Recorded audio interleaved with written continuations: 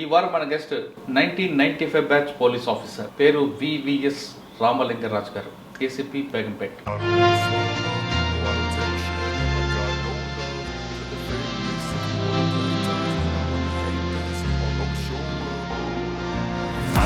Slow up, no I don't take shit, I got no love for the fakeness. If you wanna play tough and wanna hate this, I'll always show up and make a statement. I don't ever slow up, no I don't take shit, I got no love for the fakeness. If you wanna play tough and wanna hate this, I'll always show up and make a statement. Everything I do so instinctive and so passionate. Murders అన్ని కూడా sexual related ఉంటాయి వాస్తవం. ఎక్కువ శాతం అంటే కాగుపాడు అని ఒక village ఉంటుంది.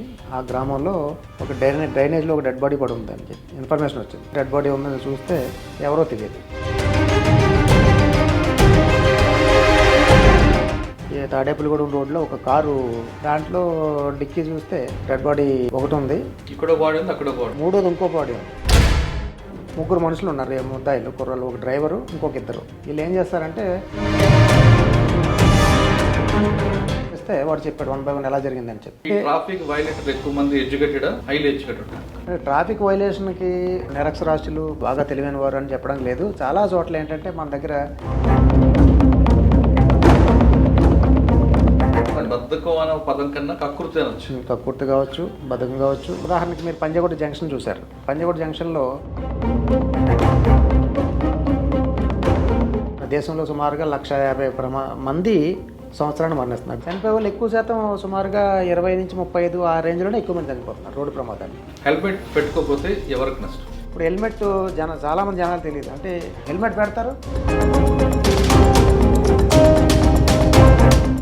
Leads to death. హెల్మెట్ పెట్టుకున్న తర్వాత కూడా కొంతమంది చనిపోతుంటారు. కానీ హెల్మెట్ పెట్టుకున్న తర్వాత ఎవరు చనిపోయారంటే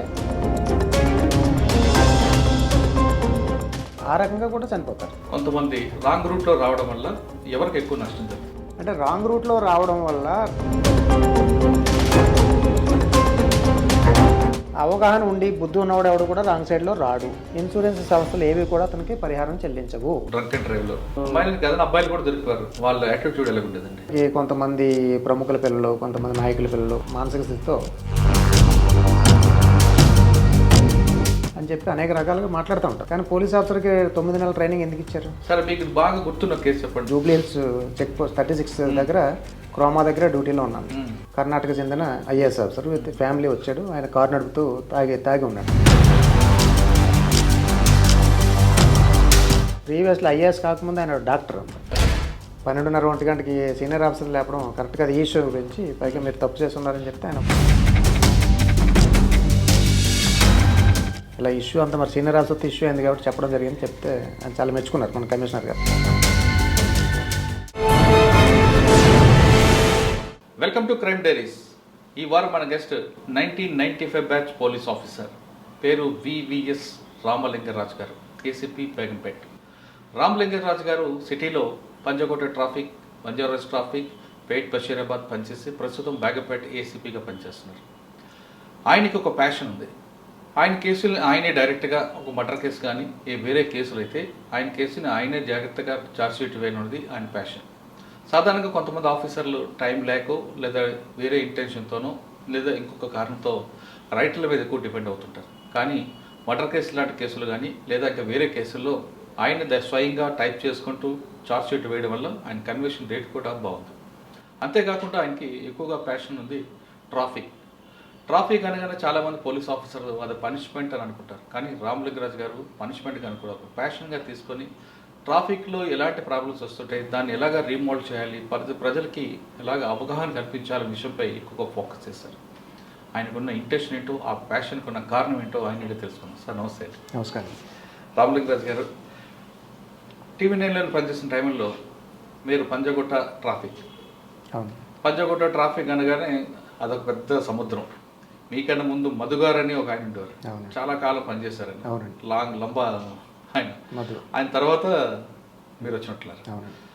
పంజాగుట్ట ట్రాఫిక్లో పనిచేయడం అనేది ఇంపాసిబుల్ అంటారు. అమీర్పేట దగ్గర నుండి, అమీర్పేట మైత్రివరం నుంచి పంజాగుట్ట మీరు ఇటు మైదీపట్నం ఇటు తీసుకున్నా మీకు వీవీఐపీ మూవ్మెంట్ ఉంటుంది, ఇటు పబ్లిక్ యాక్సెస్ అంతా మెయిన్ ఎవరో సిటీలకు వచ్చి పంజాగుట్ట క్రాస్ చేయాల్సిందే. అక్కడ పనిచేయడం అనేది దాన్ని మనం చెప్పలేనిదండి. అక్కడ మీకు ఎలాంటి ఛాలెంజ్ ఎదురయ్యాయి? పబ్లిక్ యాటిట్యూడ్ ఎలా ఉంటుంది, అసలు పబ్లిక్కి ట్రాఫిక్ సెన్స్ ఉందా లేదా ఒకటి. అదేవిధంగా బంజారాహిల్స్ ఇక్కడంతా కూడా హై ప్రొఫైల్ ఉంటారు, అక్కడ డ్రంక్ అండ్ డ్రైవ్లో హై ప్రొఫైల్ ఉంటారు, ట్రాఫిక్ వైలేటర్ కూడా హై ప్రొఫైల్ ఉంటాడు. వాళ్ళతో ఆర్గ్యుమెంట్స్, వాళ్ళు మీరు బండి ఆపగానే సాధారణంగా వేరే దగ్గర బండి దిగి సమాధానం చెప్పే యాటిట్యూడ్ కనిపించదు అక్కడ. వాళ్ళ దగ్గర ముందు మీ పేరేంటి, మీకు ఎవరు అని ఆర్గ్యుమెంట్ చేస్తారు. అటువంటి ఆర్గ్యుమెంట్ చేసే వాళ్ళతో మీరు అలా డీల్ చేసేవారు. ఇంకా పేట్ బషీరాబాద్లో మీకు గుర్తుండిపోయిన కేసులు, ఇక మీరు ఫస్ట్ సర్వీసులు జాయిన్ అయిన వెంటనే కాచిగూడలో ఒక కన్వర్షన్ తీసుకొచ్చింది, దాని వెనక స్టోరీ, ఇవన్నీ చెప్పే ముందు ఇప్పుడు పబ్లిక్కి సైబర్ క్రైమ్ కనిపిస్తుంది కాబట్టి సైబర్ క్రైమ్ బారిన పడకుండా ప్రజలు ఎలాంటి జాగ్రత్త తీసుకోవాలి, ఈ 4 ప్రశ్నలకు సమాధానం చెప్పకన్నా ముందు మీ కుటుంబ నేపథ్యం, మీరు బై ఛాన్సా బై చాయిసా పోలీస్ ఇన్ఫర్మేషన్? యాక్చువల్గా నేను మా స్వగ్రామం కేశనకుర్రపాలెం అని ఈస్ట్ గోదావరి, ఇప్పుడు కోనసీమ జిల్లా, గతంలో తూర్పుగోదావరి జిల్లా, ఐపోలవరం మండలం, ఐలాండ్ పోలవరం మండలానికి చెందిన గ్రామం అది. మా తల్లిదండ్రులు, మా ఫాదర్ వెంకటరామరాజు ఒక చిన్న తరగతి మధ్యతరగతి రైతు. మా తల్లిదండ్రులు నేను ఒక్కడనే కొడుకుని. సో నాకు ముందు నుంచి ఈ సినిమాలు చూసి కావచ్చు, లేకపోతే ఇతరత్ర యూనిఫామ్ జాబ్ అంటే కొంచెం ఆసక్తి ఎక్కువ ఉండేది. మీరు పుట్టి పెరిగిన యానం, కాకినాడ ఆ ప్రాంతంలో పోలీస్ అనగానే ఒక హీరోగా చూస్తారు సాధారణంగా. అప్పుడులో పనిచేస్తున్నప్పుడు డిటి నాయక్ గారు కానీ కొంచెం మంచి ఆఫీసర్ చూడగానే. మీరు కరెక్ట్గా చెప్పారు. నేను చదువుకున్నప్పుడు కాకినాడ చదువుకున్నప్పుడు డిటి నాయక్ గారు తూర్పుగోదావరి జిల్లా ఎస్పీగా ఉండేవారు. అప్పుడు చాలా ఆయన వస్తున్నారంటే కారు, ఎస్పీ గారు కాలు వెళ్తేనే పిల్లలందరూ కేరింతలు కొట్టడం, చాలా అంటే ప్రశంసాపూర్వకంగా చూడడం, తర్వాత అది ఒక రోల్ మోడల్గా భావించి మనకు కూడా కొంచెం అటువంటి ఆఫీసర్ అయితే బాగుండని అనిపిస్తుంది. చదువుకునే టైంలో అనిపించేది. అట్లీస్ట్ అటువంటి ఆఫీసర్లు బాణగూడి సెంటర్, సినిమా సెంటర్, లేదా ప్రెసిడెంట్ కో వాచ్ కో, వంతెన యువతల, మెడికల్ కాలేజ్, ఇంజనీరింగ్ కాలేజ్, అక్కడ పోలీస్ ఆఫీసర్ అంటే ఎస్పీ కాదు, ఒక ఎస్ఐ కూడా మంచి స్టామినా ఎస్ఐ కనబడితే ఆయనలాగా రెస్పెక్ట్ ఇచ్చారు అనిపించింది. అది మీకు రోల్ మోడల్ అయిందా? అనిపించేది. కానీ సేమ్ టైం ఒక సొంత అనుభవం ఏంటంటే, మనకి అంటే పోలీసు జనరల్గా బయట జనాల దృష్టిలో చూడగానే ఫస్ట్, ఎందుకంటే police is the extended arm of the government. అంటే ప్రభుత్వం బలం ప్రయోగించే శాఖలాగా పోలీసుని భావిస్తారు జనరల్గా సాధారణ పౌరులందరూ కూడా. దానివల్ల ఏంటంటే ఎక్కడ మనకి ఎక్కువ శాతం మంచి జరిగితే సరే, ఆ కొన్ని సందర్భాల్లోనూ కొంతవరకే ప్రచారం అవుతుంది. బట్ ఏదైనా చిన్న చెడు జరిగినా కూడా దాని ప్రచారం ఎక్కువ జరుగుతుంది. సో జనరల్గా పోలీసు అంటే ప్రజల్లో కొంచెం వ్యతిరేకత ఉన్నమాట, కొంచెం చాలా వరకు వ్యతిరేకత ఉన్నమాట వాస్తవం. సో ఇవన్నీ తట్టుకుని రావడం అనేది కూడా, అంటే మనకి బయట పోలీస్ అని చెప్పుకోవడం కూడా ఒక్కొక్కసారి ఇబ్బంది కలిగే పరిస్థితి. అంటే మనం పోలీస్ అని తెలియకుండా మన మిత్రుల్లో కానీ ఎక్కడన్నా గ్రూపులో ఉంటే ఏదైనా పోలీసు ప్రస్తావన వస్తే వాళ్ళు వేరే రకంగా మాట్లాడుతూ ఉంటాం. మనం పోలీస్ అని తెలియకపోతే, సరే తెలిసిన తర్వాత వేరే రకమైన కామెంట్స్ వస్తుంటాయి. సో అది కొంచెం చిన్నప్పటి నుంచి అది ప్యాషన్ ఉండేది. సో డిగ్రీ అయిపోయిన తర్వాత గ్రూప్ 1 రాయడం, తర్వాత ఇతరత్ర ప్రయత్నాల్లో భాగంగా గ్రూప్ 1 ప్రయత్నం చేసాం, సివిల్స్ ప్రయత్నం చేసాం, but I couldn't succeed. But ఇది అయితే ఎస్ఐగా ఆ ప్రిపరేషన్ హై లెవెల్ ప్రిపేర్ అయ్యాం కాబట్టి ఎస్ఐ చాలా ఈజీగా మెరిట్లోనే వచ్చింది. సో అప్పుడే 95 నుంచి హైదరాబాద్లో ఎస్ఐ ఉద్యోగం ప్రారంభించడం జరిగింది. యాక్చువల్ 95 ఆ టైంలో హైదరాబాద్ సిటీ ఫ్రీ జోన్గా ఉండేది. అంటే రాష్ట్రంలో నలుమూల నుంచి ఎవరైనా వచ్చి ఇక్కడ సెలెక్ట్ అయ్యే అవకాశం ఉండేది. వాళ్ళకి ప్రాంతాల ఆ రెస్ట్రిక్షన్స్, ఆంక్షలు ఉండేవి కాదు. హైదరాబాద్ సిటీ వరకు ఫ్రీ జోన్ అని ఉండేది. సో ఆ విధంగా హైదరాబాద్ సిటీలో ఎస్ఐగా సెలెక్ట్ అయిన 95లో. సో ఫస్ట్ ఆసిఫ్ నగర్లో 6 నెలల ప్రొబేషన్ అయిన తర్వాత పోలీస్ అకాడమీ మనకి హిమాయత్ సాగర్ అప్ప. మాకు ఆ టైంలో డైరెక్టర్ గారు ఎంవి కృష్ణారావు గారు డైరెక్టర్గా ఉండేవారు. సో ఆయన టైంలో ఆ సెక్షన్ అయితే మాకు చాలా కఠినంగా జరిగింది. ఆ సెక్షన్ అనంతరం ఒక 6 నెలల్లో ఆసిఫ్ నగర్ పోలీస్ స్టేషన్లో ప్రొబేషనరీ ఎస్ఐగా ఉన్నాను. తర్వాత ఇక్కడ మన కాచిగూడలో ఒక 3 సంవత్సరాలు ఎస్ఐగా పనిచేశాను. అంటే 96 నుంచి 99 వరకు కాచిగూడలో పనిచేశాను. మీరు ఇంతకుముందు అడిగిన సందర్భం అదే. అంటే ఎర్లీ డేస్లో, అంటే సర్వీస్లో చేరిన కొత్తలోనే ఒక మర్డర్ కేసులో లైఫ్ కన్విక్షన్ వచ్చింది. అంటే కొంచెం అపారమైన తక్కువ సర్వీస్లో మర్డర్ కేసులో యావజ్జీవ శిక్ష తీసుకోవడం అనేది, మర్డర్ కేసులో నేను ఐవో కాదు, కానీ ఏదో కారణం నాకు ఇన్స్పెక్టర్ గారు సుహాస్ చతుర్వేది గారని ఉండేవారు కాచిగూడలో. వారి కింద నేను ఎస్ఐగా పనిచేసినప్పుడు కాచిగూడ రైల్వే స్టేషన్కి కాచిగూడ పోలీస్ స్టేషన్కి సుమారుగా 50-100 మీటర్ల దూరం ఉంటుంది, దగ్గరలో ఉంటుంది. సో ఒక మర్డర్ అయింది సాయంత్రం 4-5 గంటల టైంలో. ఒక ర్యాగ్ పిక్కర్ మర్డర్ అయింది. ఆ మర్డర్లో ఇన్స్పెక్టర్ గారు లేని కారణంగా ఆ సెక్టర్ ఎస్ఐ నేను, ఆ రైల్వే స్టేషన్ సెక్టర్కి నేను ఎస్ఐ. సో ఇన్స్పెక్టర్ గారు లేరు కాబట్టి ఇన్వెస్టిగేషన్ టేకప్ చేయమంటే సుమారుగా ఒక 8-10 స్టేట్మెంట్ రికార్డ్ చేయడం, సైంటిఫిక్గా అప్పుడే ట్రైనింగ్ చేసి వచ్చాం కాబట్టి సైంటిఫిక్ శాస్త్రీయ పద్ధతిలో ఎవిడెన్స్ సేకరించడం, బ్లడ్ కింద కారిన బ్లడ్ శాంపిల్, కంట్రోల్ ఎర్త్ ఇవన్నీ సేకరించడం, శాస్త్రీయంగా ఏవైతే చేయాలో అన్నీ పగడబందీగా చేసి అందరు విట్నెసెస్ స్టేట్మెంట్స్ అన్నీ కూడా ప్రాపర్గా స్పాట్కి వెళ్ళి స్పాట్లోనే టైప్ చేసుకుని నేను చార్జ్ అది వీలైనంత వరకు అంటే 80% ఆఫ్ ది ఇన్వెస్టిగేషన్ నాదే జరిగింది. ఇన్స్పెక్టర్ గారు నా ఇన్వెస్టిగేషన్ వెరిఫై చేసి ఛార్జ్ షీట్ వేశారు. కానీ సాధారణంగా ఐఓలు అంటే మీకు ఇచ్చారు కాబట్టి టైపిస్ట్ మీద లేదా రైటర్ మీద ఆధారపడతారు కదా, మరి మీరు ఎందుకు చేసుకున్నారు? అంటే అప్పుడు నాకు యాక్చువల్గా డీసీపీ గారు మహేందర్ రెడ్డి గారు ఈస్ట్ జోన్ డీసీపీ గారు సార్ మాకు వారి కింద నా బ్యాచ్ చెందిన వాళ్ళు 10 మంది ప్రొఫెషనల్ 10 పోలీస్ స్టేషన్లు ఉన్నాయి ఈస్ట్ జోన్లో. అప్పుడు 10 మందికి సార్ ఏం చెప్పాను, ప్రతిరోజు స్టేట్మెంట్లు రాయడం, సీనియర్ ఎస్ఐ రాసిన స్టేట్మెంట్లు కాపీ కొట్టమనేవాడు. అలాగే ఏ డెడ్ బాడీ వచ్చినా సరే ఉస్మానియా మార్చురీకి వెళ్ళమనేవారు ప్రతిరోజు కూడా మహేందర్ రెడ్డి గారు. దేనికంటే ఆ డెడ్ బాడీ అంటే చిరాకు లేదా కుళ్ళిన డెడ్ బాడీ చూస్తే అసహ్యం పోవాలి, నువ్వు సైంటిస్ట్ లాగా ఆలోచించాలి, డెడ్ బాడీ మీద ఏ ఆధారాలు దొరుకుతాయి, నిందితుడికి సంబంధించిన కావచ్చు, గాయాలకు సంబంధించిన మోడ్ ఆఫ్ కాజింగ్ ఇంజరీ, ఇవన్నీ కూడా అవగాహన వస్తుంది అని ప్రతిరోజు పంపించేవారు. అంటే లోపల మనసులో కొంచెం సార్ అంటే కొంచెం బాధపడేవాడు, అంటే ఒక రకంగా తిట్టుకోవడం అన్నట్టు జరిగేది. అయ్యో సార్ రోజు ఎట్లా పంపిస్తున్నారు, లేదా పని ఎక్కువ చేపిస్తున్నారని. ప్రతిరోజు డెడ్ బాడీ, ప్రతిరోజు అఫ్జల్గంజ్లో మార్చిరీలో ఖచ్చితంగా మా 10 మంది ఎస్ఐలు కలుసుకునేవారు. వెళ్ళి ప్రతి దానికి వెళ్ళమండడం దాని అర్థం ఏంటంటే తర్వాత తెలిసి వచ్చింది. దాని మీద డెడ్ బాడీ అంటే దగ్గరికి వెళ్ళి ముట్టుకోప్పుడు మనం సవాలు మోసే ఉద్యోగం కాదు, పోలీసు వాళ్ళు జనరల్గా అనుకుంటారు మోస్తున్నారు కదా అని చెప్పి. కాజ్ ఆఫ్ డెత్ కనుక్కోవాలి, అసలు దీనివల్ల ఏ కారణంతో జరిగింది. పోస్ట్ మార్టంకి వెళ్ళే ముందే మనం ఒక కంక్లూజన్ రావాలంటే దాన్ని క్షుణ్ణంగా పరిశీలించాలి. సో ఆయన చెప్పిన దాని మీద అవి బాగా మాకు స్టేట్మెంట్స్ మీరే చేత్తో రాసుకోవడం, టైప్ వస్తే టైప్ చేసుకోవడం అనేది ఆయన బాగా స్ట్రెస్ చేసి చెప్పేవారు. సో దాని మీద నేను కూడా అదేవిధంగా అక్కడ టైప్ మిషన్ తెప్పించుకుని కూర్చుని కాచిగూడ రైల్వే స్టేషన్ పక్కన ఒక చిన్న హోటల్ ఉంటే అక్కడ కూర్చొని కొట్టుకున్నాను స్టేట్మెంట్స్. అది ఛార్జ్షీట్ అయిపోయింది, దర్యాప్తు అయిపోయింది. మళ్ళీ విచారణకు వచ్చింది కోర్టులో, నాంపల్లిలో ఎంఎస్జే కోర్టులో. విచారణకు వచ్చినప్పుడు ఈ ఇన్స్పెక్టర్ గారు ఏదో కారణంతో లీవ్లో ఉండడం వల్ల ఇన్వెస్టిగేషన్ ఎక్కువ శాతం నేనే చేశాను. అందులో మర్డర్ కేసు నేను చేయకూడదు, కానీ ఫైనల్గా 80% ఇన్వెస్టిగేషన్ జరిగింది. జరిగిన తర్వాత అదంతా కూడా కోర్టులో ఎవిడెన్స్ చెప్పినప్పుడు అంతా బాగానే శాస్త్రీయంగా జరిగిందంతా కన్విన్స్ అయ్యారు జడ్జి గారు.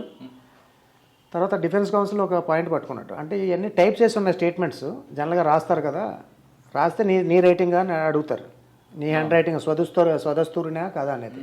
అవునా కదా చెప్తాం. ఈ విషయంలో టైప్ చేసాం కాబట్టి ఎవరైనా చేయొచ్చు, ఎస్ఐ సంతకం పెట్టుంటాడు అన్నట్టు ఆయన పదే పట్టుకుని ఇది టైప్ చేశాడు, మీరు రైటర్ చేసాడు టైపు, మీరు సంతకం పెట్టారు, అంటే యాంత్రికంగా జరిగింది, ఇది మైండ్ అప్లై చేసి స్వయంగా మీరు ఇంట్రెస్ట్ పెట్టి చేసింది కాదు, ఎక్కడో పోలీస్ స్టేషన్లో టైప్ చేస్తే మీరు సంతకం పెట్టారు అని చెప్పాడు. సాక్షుల్ని చట్ట ప్రకారం ఎక్కడైతే మనం విచారణ చేస్తాం అక్కడే సాక్షుల స్టేట్మెంట్ రాసుకోవాలి. ఇది మర్డర్ జరిగిన రైల్వే స్టేషను, అక్కడే సాక్షుల్ని విచారణ చేయాలి, కానీ మీరు పోలీస్ స్టేషన్లో చేశారనేది ఆయన పట్టుకున్నారు. లేదు నేను స్వయంగా చేశాను కాబట్టి నాకు ఆ కాన్ఫిడెన్స్ ఉంది, అంటే నేనే టైప్ చేసుకున్నాను కాబట్టి నేను గట్టిగా ఖండించి పదే ఖండించిన తర్వాత జడ్జి గారు కూడా చెప్పారు, జాగ్రత్త, నువ్వు ఈ శాంతి పద్ధతులన్నీ నీ భుజం మీద ఉన్నాయి, నువ్వు చెప్పిన ఈ ఆన్సర్ వల్ల తప్పుడు ఆన్సర్ చెప్తే లా అండ్ ఆర్డర్ దెబ్బతింటుంది, అంటే నేరస్తుడికి బెనిఫిట్ జరుగుతుంది అని చెప్పి వార్నింగ్ ఇచ్చారు జడ్జి గారు. లేదు సార్ నేనే చేశానని మరీ గట్టిగా చెప్పాను నమ్మకంతో. అప్పుడు టైప్ చేసి చూపిస్తావా అన్నారు. అక్కడే టైపిస్ట్ స్టేట్మెంట్ ఉంటుంది, టైప్ మిషన్ ఇచ్చారు, న్యూస్ పేపర్ ఇచ్చి టైప్ చేయమని చెప్పారు. నేను ఆల్రెడీ హయ్యర్ పాస్ అయ్యి ఉన్నాను టైప్. నేను కొట్టే స్పీడ్కి స్పీడ్ కావచ్చు, ఆ రిథమ్ కావచ్చు, దాన్ని చూసి జడ్జి గారు చాలా ఇంప్రెస్ అయ్యారు. సో వీడు అబద్ధం చెప్పట్లేదు, ఇన్వెస్టిగేషన్ స్వయంగా ఇంట్రెస్ట్ పెట్టి చేసుకున్నాడు, వాడే టైప్ చేసాడని నమ్మారు. నమ్మి ఆ కేసులో యావజ్జీవ శిక్ష పడింది ఆ ముద్దాయికి. అన్ని అడ్వకేట్ ఏం పట్టుకున్నాడు, డిఫెన్స్ అడ్వకేట్ అన్ని విధాలుగా సైంటిఫిక్గా జరిగింది ఇన్వెస్టిగేషను. ఇంకా మనల్ని తప్పు సరిగా చేయలేదని చెప్పడానికి పాయింట్ లేక ఇందులో దొరుకుతాడేమో అనుకుని టైపిస్ట్ చేశాడు, ఈ స్టేట్మెంట్స్ అన్ని టైప్ చేశాడు, నువ్వు సంతకం పెట్టావు అన్నారు, సాక్షుల స్టేట్మెంట్స్. సో అది కూడా రూల్ అవుట్ అయిపోయింది. సో ఇంకా కేసు కొట్టడానికి ఆస్కారం దొరక్క జడ్జి గారు అది అందులో యావజ్జీవ శిక్ష విధించారు. సో నాకు అపారమైన సంతృప్తి కలిగింది. అంటే ఒక 4 నెలలు 3.5 లేదా 4 సంవత్సరాల లోపలే కేసు డిస్పోజల్ అయింది. సార్ ఆ కేసులో అప్పుడు కన్విషన్ వచ్చినందుకు లైఫ్ మహేందర్ రెడ్డి గారు ఏమన్నారు? అంటే మహేందర్ రెడ్డి నేను ఏమైందంటే ఇది అంటే ఆయన ఆఫీసర్స్ అయితే నాకు ప్రమోద్ కుమార్ గారు ఏసీపీగా ఉన్నారు అప్పుడు, కాచిగూడ ఏసీపీ. మహేందర్ రెడ్డి గారిని కలిసే అవకాశం దొరకలేదు ఆ టైంలో. ప్రమోద్ కుమార్ గారు పిలిచి అయితే ఆయన కంగ్రాచులేట్ చేశారు, నాకు రివార్డు కూడా ఇప్పించారు. ఓకే, అప్పుడు అది కొంచెం సాటిస్ఫాక్షన్ అది ఒకటే కేసు అండి. మిగతా అంటే ఎక్కువగా ఫస్ట్లో పీపీఈ ఎక్కువ ఉంటాయి కదా పాపం, మనం పాకెటింగ్ ఎక్కువ ఉంటాయి. అవునవును, కానీ అది వేరే డిఎస్ఐ వేరే ఉంటాడు కదా, క్రైమ్ కేసులు చూసి ఎస్ఐ డిఎస్ఐ వేరే ఉంటారు. నేనేదో లా అండ్ ఆర్డర్ ఎస్ఐ కాబట్టి ఎక్కడికి వచ్చారంటే కాచిగూడ నుండి. కాచిగూడ తర్వాత నేను ఒక 7.5 years almost west Godavari deputation పెట్టుకున్నాను. వెస్ట్ గోదావరిలో ఒక తాడేపల్లిగూడెం టౌను, తర్వాత చేబ్రోలు, గణపవరం, చింతలపూడి అని ఒక 4 ప్లేసెస్లో 7.5 సంవత్సరాలు పీరియడ్ అక్కడ ఎస్ఐగా పనిచేశాను. ఓకే సార్, ఇక్కడికి అక్కడికి క్రైమ్ నేచర్ ఏమైనా డిఫరెంట్ ప్యాటర్న్, ఒకటే ప్యాటర్న్? అంటే సిటీలో పాపులేషన్ ఫుట్ఫాల్ ఎక్కువ, జనాలు ఏ ప్లేస్ తీసుకున్నా జనాలు రాకపోకలు. ఇప్పుడు కాచిగూడ ఉంది రైల్వే స్టేషను, వేరే ప్రాంతాల్లో జన సాంద్రత ఎక్కువ. ఇక్కడ జిల్లాల్లో వేరే రకాల కేసులు ఉంటాయి. ఏది పొలాల్లో సరిహద్దులు గొట్టలు కాడ ఏదో పొలాలు ఇటు ఆక్రమించాడని, లేకపోతే గ్రామాల్లో నీళ్లు పట్టుకునే కాడ కూడా ఆడవాళ్ళు గొట్టలాడుకుంటారు, అది కూడా కేసే. చిన్న చిన్న న్యూసెన్స్ ఉంటాయి కానీ తీవ్రమైన ఉండవు. కొన్ని వేరే ఇతరత్ర ఆత్మహత్యలు అలాంటివి అయితే జనరల్. ఇవన్నీ హెచ్బీలు ఎలా ఉంటాయి?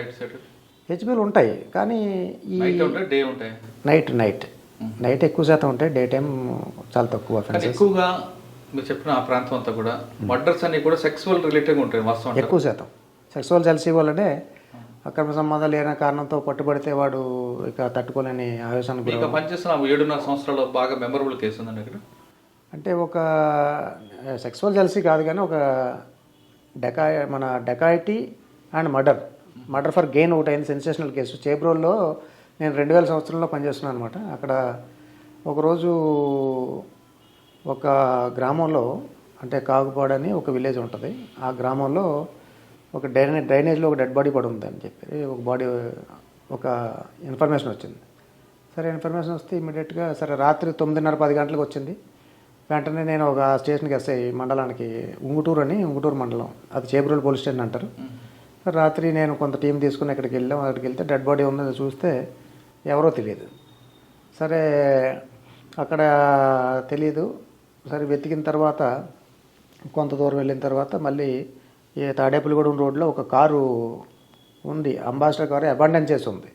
దాంట్లో డిక్కీ చూస్తే డెడ్ బాడీ ఒకటి ఉంది, దాని నిండా వెనకాలంతా బ్లడ్ ఉంది.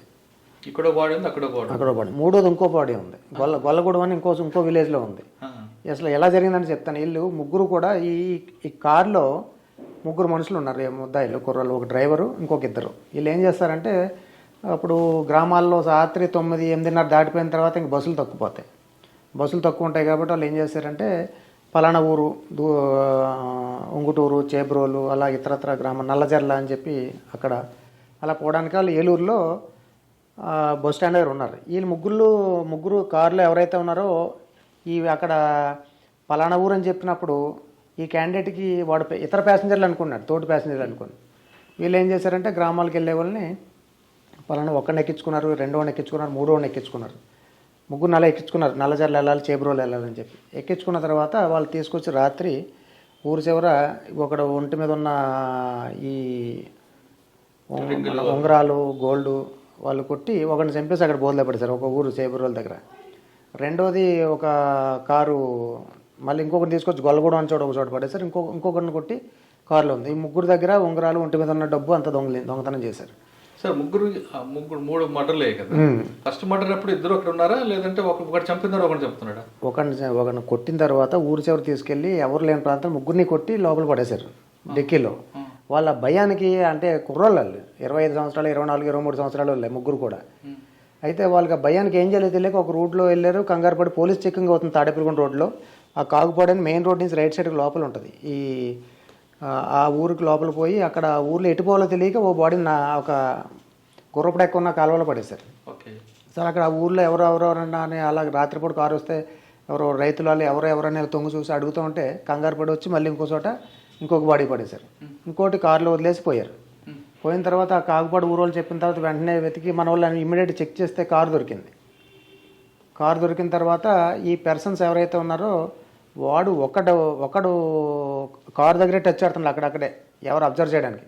వాడు అనుమానం వచ్చి ఎవడో అనుకుని పట్టుకొచ్చి తీసుకొచ్చి కొంచెం ఇంటర్గేట్ చేస్తే వాడు చెప్పాడు 1 by 1 ఎలా జరిగిందని చెప్పి. ఈ ముగ్గురు కూడా ఈ డబ్బు అంటే మర్డర్ ఫర్ గెయిన్ అనమాట. వాళ్ళు పెద్దగా వచ్చింది ఏం లేదు, ఒంటి మీద ఉన్న 2-3 ఉంగరాలు, తర్వాత ఏదో చిన్న చిన్న వ్యాపారాలు చేసుకుని వచ్చి జేబులో ఉన్న డబ్బులు అవి కొట్టడం కోసం చేశారు. అందులో అప్పుడు ఆ రోజుల్లో సీసీటీవీ కెమెరాలు ఏవీ లేవు, కేవలం ఆ సాక్షులు, ఆ ఊరికాడ అక్కడ ఆగిన వాళ్ళు, ఆడిపిన వాళ్ళు అలాంటి పెట్టి ఎవిడెన్స్ తీసుకుంటే ముగ్గురికి అది కూడా లైఫ్ కన్విక్షన్ పడింది. నేను ఎస్ఐ, బట్ మా ఇన్స్పెక్టర్ గారు అందులో ఐఓ. ఇనీషియల్ ఇన్వెస్టిగేషన్ నేనే చేశాను అందులో. అది కూడా కొంచెం మనకి ఉంగుటూరా చేబ్రోలు తర్వాత అండి ఇంకా 7.5 సంవత్సరాలు 7.5 సంవత్సరాలు అంటే సెన్సేషనల్ అయితే ఇవే. ఎక్కువగా సెక్సువల్ జెల్సీ ఎందుకు అవుతాయండి? అంటే డబ్బులు ఎక్కువ ఉండడం వల్ల?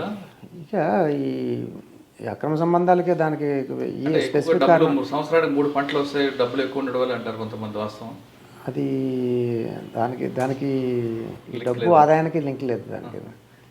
అంటే ఆ 2 జిల్లాలు ఎక్కువ కనిపిస్తుంటాయి కదండి. కొంచెం అంటే జనరల్గా వెల్తీ పీపుల్ ఆ జిల్లాలో సారవంతమైన భూములు 1 ఎకరం ఉన్నా కూడా బాగా గడిచే పరిస్థితి ఉంటుంది, ఆదాయం ఉంటుంది భూమి మీద. కొంచెం సంపన్న ప్రాంతాలు అవి అనుకున్న అటువంటివి ఉన్నమాట వాస్తవమే. కానీ బట్ డబ్బు ఒకటే సెక్సువల్ జెల్సీకి కారణం అని చెప్పుకోవడం కరెక్ట్ కాకపోవచ్చు. దాంతోపాటు ఎస్సీ ఎస్టీ కేసులు ఎక్కువ నమోదవుతాయి కదా? ఎస్సీ ఎస్టీ కేసులు బాగానే ఉన్నాయి. ఎస్సీ ఎస్టీ కేసులు అన్ని కొన్ని అందులో 80% ఫేక్ ఉంటాయి కదండి. అంటే అన్నీ ఫేక్ అని చెప్పలేము, కాకపోతే అంటే మనకి అందులో ఎస్సీ ఎస్టీ యాక్ట్లో ఉన్న ఏంటంటే వాళ్ళు బలహీన వర్గాలు చెందిన వారిని ఏదో రకంగా వాళ్ళని ఆ వేధింపుల నుంచి బయటికి తీసుకురావాలనే కాన్సెప్ట్ తోటి చట్టం రూపొందించబడింది. అందుకే అందులో ఈ ప్రభుత్వం పరిహారం ఇచ్చేది కూడా ఎందుకోసం, ఒక్కొక్క తరహా దానికి అంటే కులదోషం చేస్తే ₹1,00,000 పరిహారం, లేకపోతే మర్డర్ అయింది అనుకోండి ₹4,00,000, గ్యాంగ్ రేప్కి కూడా అలా 8 lakhs అలా ఉంది. అంటే మీరు చెప్పిన అదంతా వాస్తవమే, కానీ అసలు బాధితులు ఎవరు పోలీస్ స్టేషన్ రారు, వాళ్ళని అడ్డం పెట్టి కొంతమంది బ్లాక్మెయిల్ చేయడానికి అంటే కొంత అక్కడక్కడ ఉన్నమాట వాస్తవం. అంటే ఏ కేసులో అయితే మనం అన్నీ ఫాల్స్ అని చెప్పలేము, అలాగని పూర్తిగా ఇదని చెప్పలేము. కొంతవరకు ఫాల్స్ ఉన్నమాట వాస్తవం. ఎక్కడైతే కంప్లైనెంట్ ఫిర్యాదు డైరెక్ట్ పోలీస్ స్టేషన్కి వచ్చి కంప్లైంట్ ఇచ్చి కేసు నమోదు చేయించుకుంటారో అది వాస్తవం ఉంటుంది చాలాసార్లు. ఎప్పుడైతే మధ్యవర్తులు కలుస్తారో, ఇప్పుడు జనరల్గా గ్రామాల్లో మండల ఆఫీస్ దగ్గర, పోలీస్ స్టేషన్ దగ్గర కొంతమంది పైరవికారులు కాసుకుని ఉంటారు. వీళ్ళు రాగానే కంప్లైంట్ వాళ్ళకి ఎవరైతే టార్గెట్ ఉంటారో లేదా అటువంటి వాళ్ళ మీద కూడా కంప్లైంట్ యాడ్ చేయించి కొంచెం ఎగ్జాజరేట్ చేసి, అంటే కొంచెం ఆ కంటెంట్స్ కొన్ని ఉంటాయి నేరం జరిగిందని, కొన్ని యాడ్ చేసి సీరియస్నెస్ పెంచి కంప్లైంట్ ఇప్పిస్తూ ఉంటారు. నేచురల్ దర్యాప్తులో ఆఫీసర్స్ తరువుగా డిఎస్పీ ఆల్రెడీ ఎప్పుడు కొంచెం సీనియర్ అయిన ఆఫీసరే ఉంటాడు కాబట్టి ఇన్వెస్టిగేషన్లో ఫాల్స్ ఇస్తే ఫాల్స్ని క్లోజ్ చేస్తారు. సార్ అదే ప్రాంతంలో ఎక్కువగా పోలీస్ అంటే కానీ పబ్లిక్లో మంచి రెప్యుటేషన్, హీరోగా చూస్తారు. ఆ జిల్లాలో ఉత్తరాంధ్ర కానీ నేను చెప్తున్న గోదావరి జిల్లాలో. కానీ పొలిటికల్ ఇంటర్ఫేర్ వాళ్ళు కూడా ఒత్తిడి అదే ఎక్కువ ఉంటుందా? అంటే ఇప్పుడు నేను పనిచేసిన టైంలో ఇప్పుడు కోటగిరి విద్యాధరరావు గారి ఏరియాలో 2 సంవత్సరాలు పనిచేశాను. చింతలపూడి 2 సంవత్సరాలు. అండ్ అంటే వారికి తెలియదని కాదు కానీ కోటగిరి విద్యాధరరావు గారు ఎప్పుడు అనేక సందర్భాల్లో చెప్పేవారు, నేను జనాలు అడుగుతారు, నేను అడుగుతాను మిమ్మల్ని అది చేయమని చెప్తాను, ఇది చేయమని చెప్తాను, కానీ మీరు ఏది లాఫుల్గా ఉంటే అదే చేయండి, మీకు ఇబ్బంది అయ్యే పరిస్థితి వస్తే నేను కూడా సేవ్ చేయలేని పరిస్థితి. నాకు చాలాసార్లు చెప్పారు. నేను ఒకసారి అప్పుడు అక్కడ చింతలపూడి మండలంలో నేను పనిచేశాను, కోటగిరి విద్యాధరరావు గారు నియోజకవర్గం అది. ఒకసారి పాల వ్యాన్ పొద్దున్నే పిల్లలు స్కూల్కి వెళ్ళడానికి చిన్న కొంచెం మెట్ట ప్రాంతంలో ఉంటుంది, ఒక 10 మంది పిల్లల్ని ఎక్కించుకొని పాల వ్యానుడు పోతున్నాడు. పోతే పాల వ్యాన్ ఆ లోయలో పడిపోయింది. 5 లేదా 6 పిల్లలు చనిపోయారు. చనిపోయిన తర్వాత పిల్లలు చనిపోవడంతో ఇంకా గ్రామం ఆ మండలం చింతలపూడి ఏరియా హాస్పిటల్కి వచ్చి గోల చేస్తున్నారు. చేస్తుంటే విద్యాధరరావు గారు వచ్చి ఇది ఆపద్బంధు పథకం కింద ఇన్సూరెన్స్ ఇప్పిస్తానని చెప్పారు. ఇన్సూరెన్స్ రోడ్డు యాక్సిడెంట్లో గూడ్స్ వాహనంలో ప్రయాణం చేస్తూ ఎవరైనా చనిపోతే ఆ దాని మీద పనిచేసిన డ్రైవరు క్లీనర్ తప్ప ఇతర ప్రయాణికులకి ఇన్సూరెన్స్ రాదు. నేను అందరి సమక్షంలో అది రాదు సార్ అని చెప్పాను. రాదు సార్ అంటే అప్పుడు కొంచెం ఆయన కొంచెం ఆగ్రహానికి గురయ్యారు.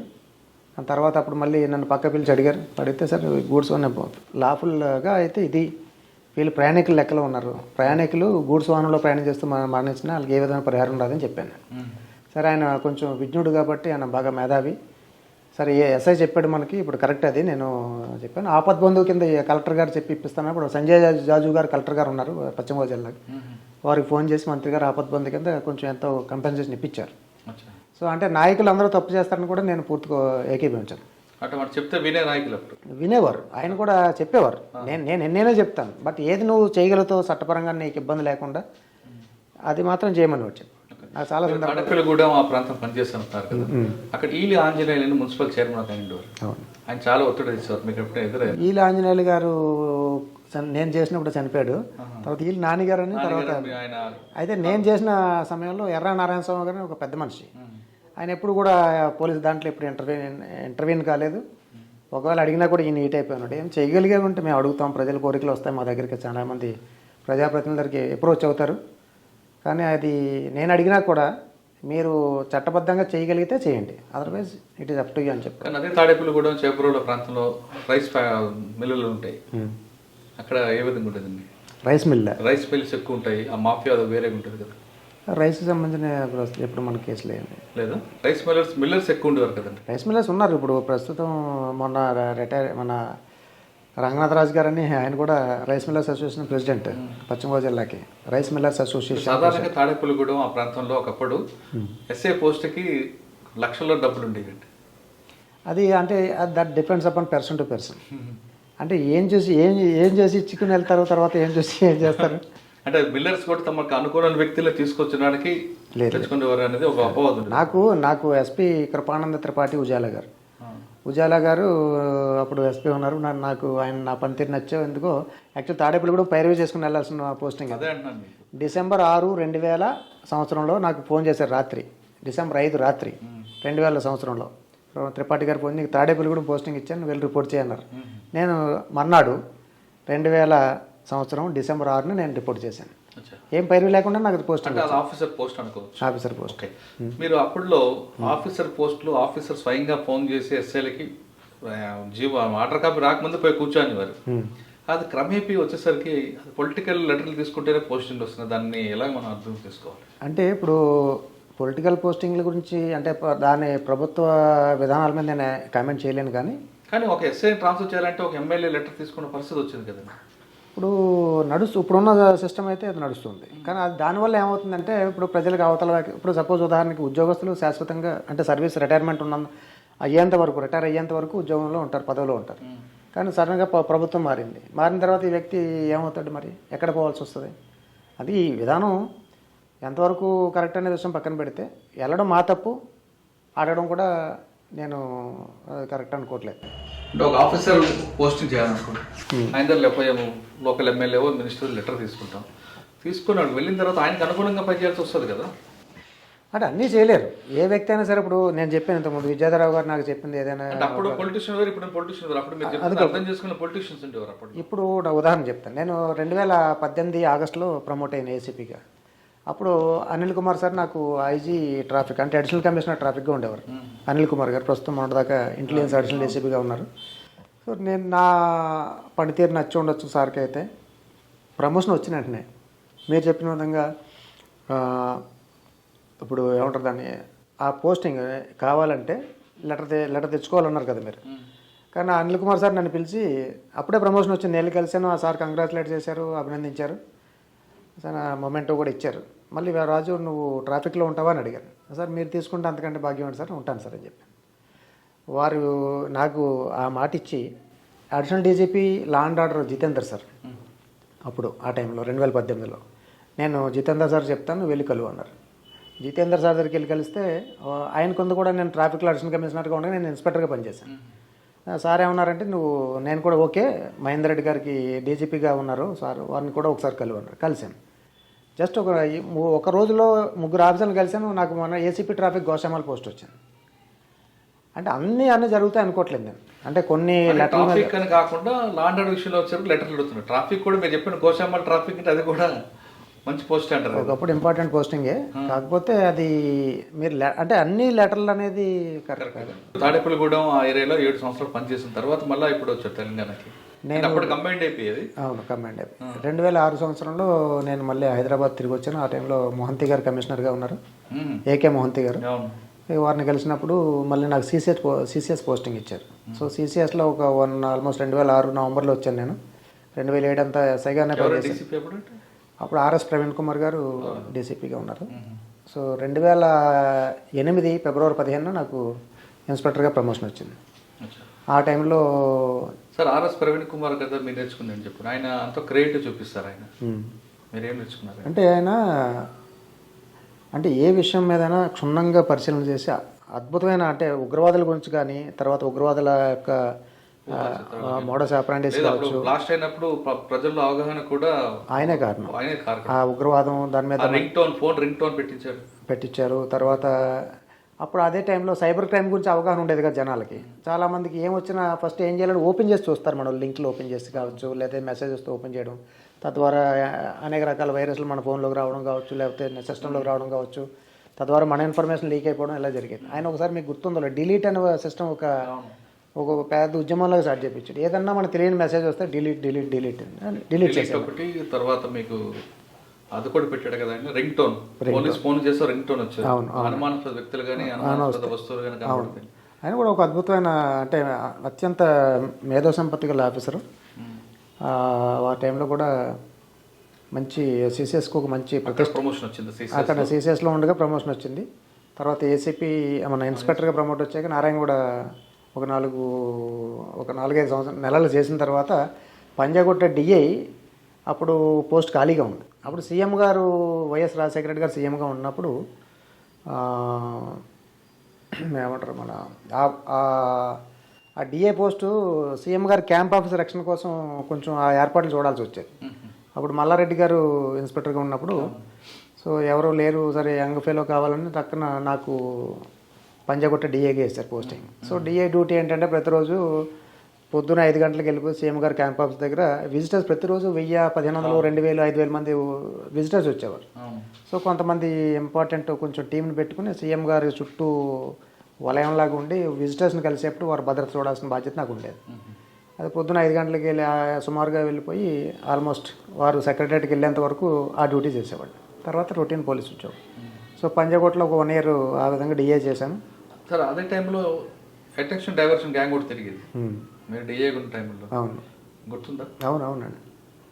అవును, ఇది ఏమన్నా చేయడం లేకపోతే ఏదన్నా అశుద్ధం అలాంటిది పూసి మన ఆయన డైవర్ట్ చేయడం, లేకపోతే ఈ పక్కన ఏదో టైర్ పంచర్ అయిందని చెప్పి కారు అద్దం తీపించా ఈ లోపలే ల్యాప్టాప్లు దొంగలించినట్లు జరిగినాయి, చాలా జరిగింది.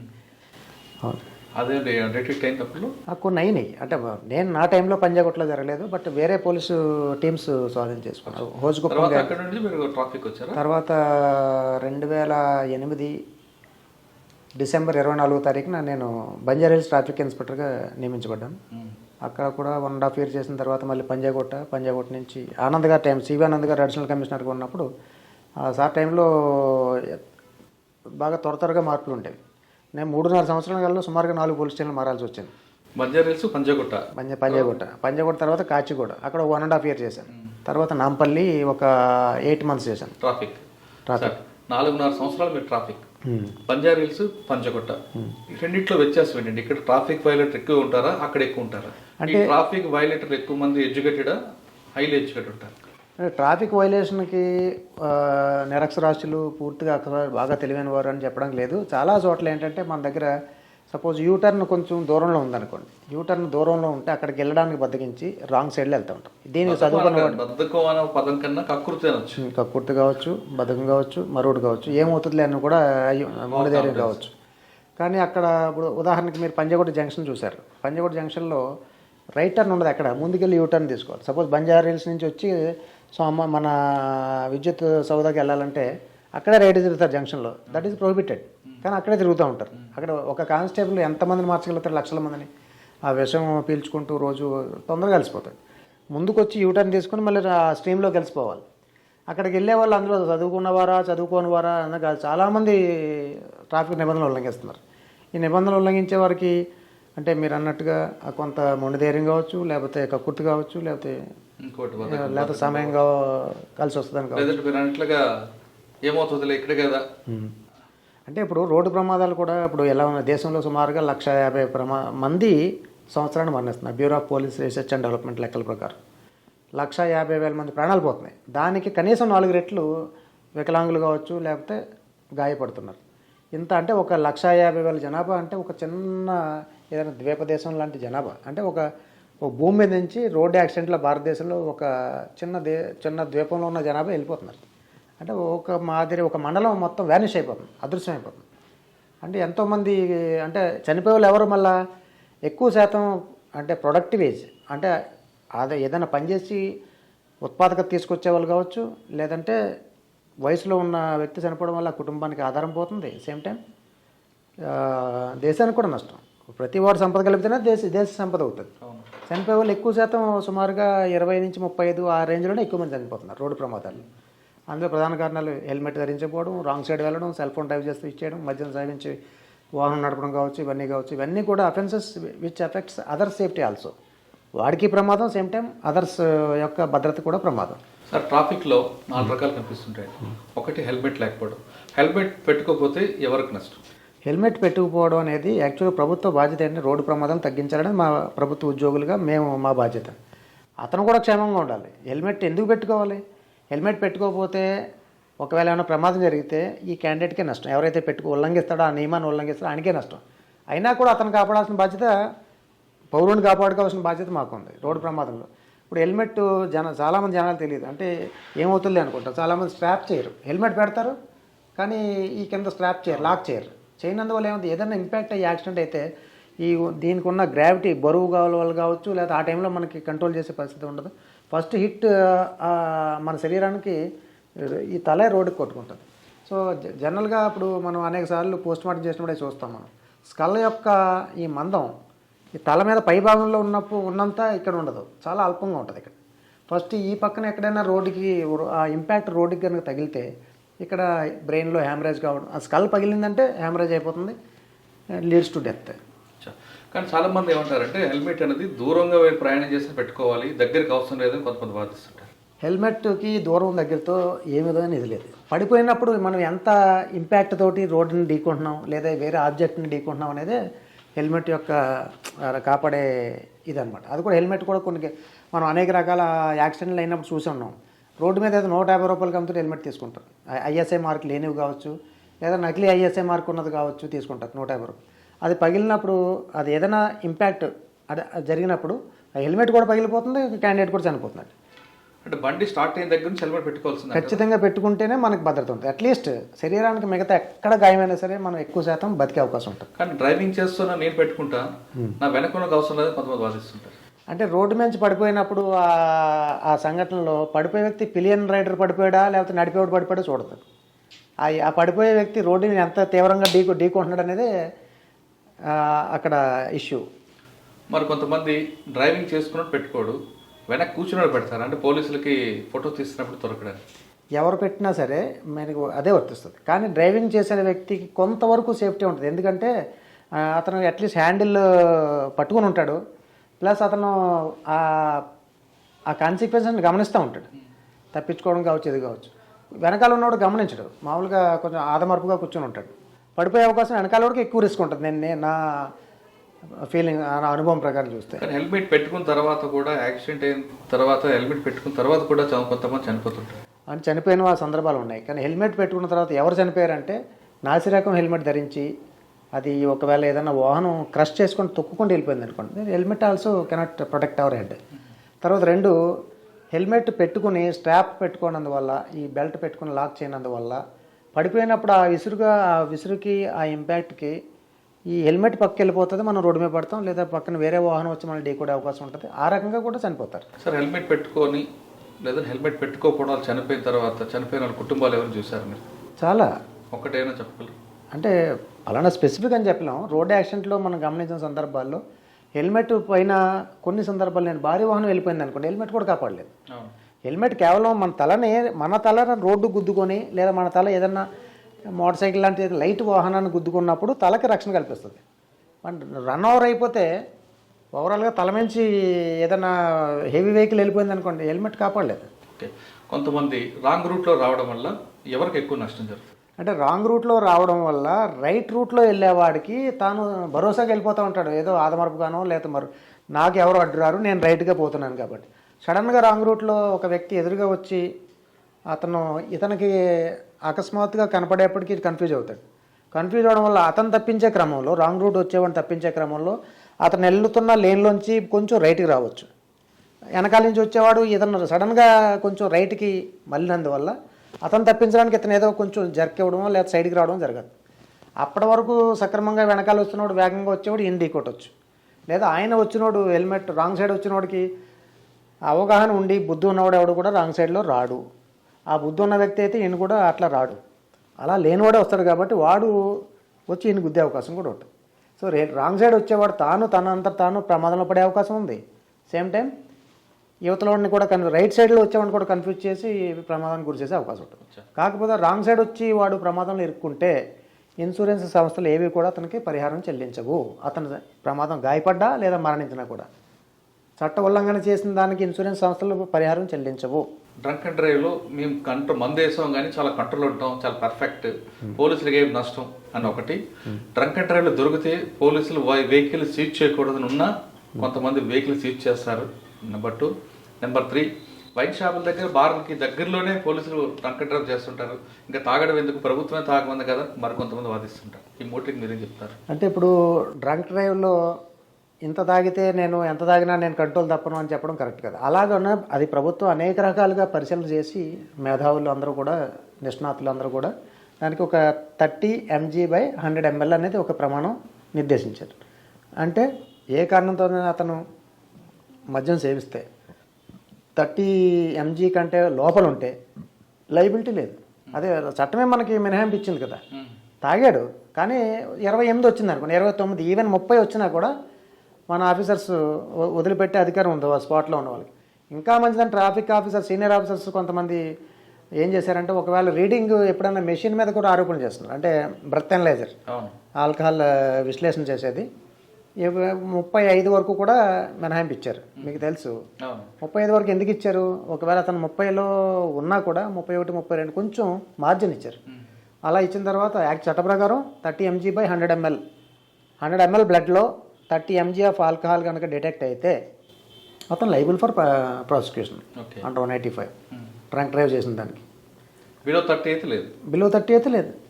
మనం 60, 40, 200 అంటే ఇంకా వాళ్ళు ఎంత మోతాదు మించి సేవించుంటారు మధ్య. వాళ్ళు మేము తాగినా పర్ఫెక్ట్గా ఉన్నాం అంటే పర్ఫెక్ట్గా అంటే నువ్వు కొంతమంది వ్యక్తులు తక్కువ తాగితేనే వాళ్ళు కంట్రోల్ తప్పవచ్చు. కొంతమంది ఎక్కువ శాతం సేవించినా కూడా మద్యం సేవించినా కూడా అతను బాగానే ఉండొచ్చు.